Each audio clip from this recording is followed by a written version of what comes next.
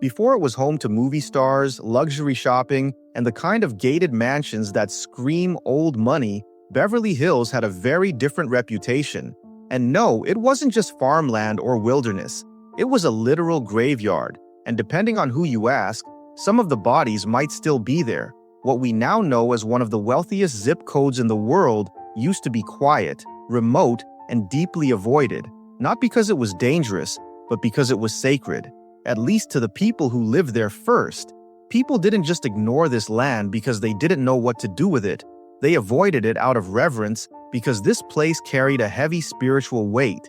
It wasn't until that reverence clashed with the rising hunger for wealth and land ownership that the story of Beverly Hills took a darker turn. Long before the city of Beverly Hills was even dreamed up, the land was home to the Tongva people, the original caretakers of what we now call Los Angeles. For thousands of years, they had built communities across the LA basin, living off the land and the ocean, and maintaining complex social and spiritual systems. The Tongva didn't just pass through this area, they were rooted in it. The site that would later become Beverly Hills was dotted with naturally occurring springs, and for the Tongva, these weren't just a water source, they were sacred sites. Springs were often seen as places where the physical world and the spiritual world overlapped. Ceremonial gatherings were held there, stories were passed down, and yes, people were buried there. These weren't random burial plots, they were chosen with intention, based on spiritual significance and maintained over generations. When Spanish colonists arrived in the late 1700s, they brought the mission system, a religious, economic, and military machine designed to convert native populations to Christianity and integrate them into colonial society. The Tongva, like many indigenous people, were forcibly taken from their villages and made to work in the missions, including the nearby Mission San Gabriel. The effects were catastrophic. Families were broken up, traditions erased, and entire communities displaced.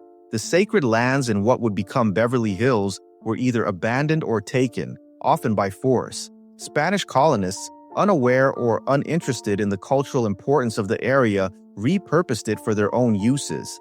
Burial sites were dug up, moved, or built over entirely.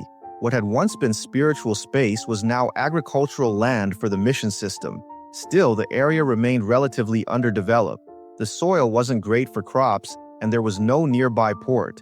For decades, the land stayed quiet, but not forgotten. By the mid-1800s, Mexico had gained independence from Spain and began redistributing land into massive ranchos. One of these was Rancho Rodeo de las Aguas, a name referencing the underground streams running through the land. This rancho included the land that would later become Beverly Hills. Ownership bounced between different families and land speculators, but even then, it wasn't considered prime real estate. There were no gold mines nearby, no major trade routes. It was seen as a remote grazing area, good for cattle but not much else. That didn't stop people from trying to make something out of it. Wealthy families and investors bought up huge chunks of land, hoping it would pay off eventually.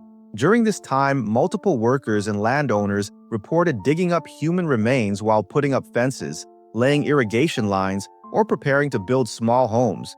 And instead of respecting those finds, the bones were tossed aside or buried deeper, out of sight. No one wanted to stop the development process. They wanted to pretend the past wasn't even there. The real transformation happened in the early 1900s, when oil speculators Burton Green and Max Whittier got involved. These were men chasing riches. They believed the land could be the next big oil field, so they pooled money, bought thousands of acres, and started drilling. But instead of oil, they struck water, and a lot of it. At first, this seemed like a massive failure, but Green and Whittier quickly pivoted. Los Angeles was booming, and clean, reliable water was in high demand. So they decided to turn the area into a luxury suburb instead, and they began designing what would become Beverly Hills. Suddenly, a quiet piece of land with ancient roots was about to be transformed into a symbol of modern wealth and status. As the development picked up speed, so did the uncovering of graves. Construction crews reported finding full burial sites, complete with artifacts, tools, and ceremonial items. Some of these remains were clearly Tongva, based on the style of burial and the objects buried with the bodies. But the developers had no interest in halting construction. In fact, Multiple reports from that time suggest workers were told to remove any bones quietly and discreetly, to keep it moving, even if they knew what they were digging up. And since there were no legal protections for indigenous burial sites, especially on private property, there were no consequences. It was faster and cheaper to pretend the bodies weren't there. And so, houses, mansions, and eventually mansions with gates were built directly on top of what had once been sacred ground. Later studies by archaeologists and anthropologists confirmed that this wasn't just speculation. Dozens, possibly hundreds, of indigenous burial sites were covered during Beverly Hills development. Some were shallow graves, others deeper ceremonial sites, and all were disrupted or lost. Residents who moved in during the 1920s and 30s occasionally reported finding bones while digging gardens or building pools, and even decades later, homeowners have come forward claiming to have unearthed pottery, jewelry, or remains during renovations. But instead of calling experts, many chose to quietly rebury the items or ignore them altogether. The message was clear: don't mess up the value of the property by inviting history back in. Some of the most active development zones, like Sunset Boulevard and Coldwater Canyon, were areas known by local indigenous historians as significant ceremonial grounds. One estate in particular has been whispered about in real estate circles for years. It's a massive mansion that has changed hands multiple times, each owner dealing with bizarre misfortunes, financial ruin, or unexplained tragedies. Locals say it was built on the site of a major Tongva spiritual gathering space. There's no official record of this, of course, but the pattern of bad luck has led many to believe the land itself is cursed, not by ghosts, but by the weight of what was ignored and buried.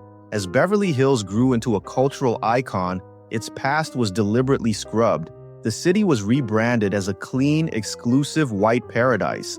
During the early 20th century, home deeds included restrictive covenants that explicitly banned Black, Jewish, and Asian residents from buying property. It wasn't just about selling luxury, it was about controlling who could access it. And by pretending the land had no past, the developers made it easier to sell a future.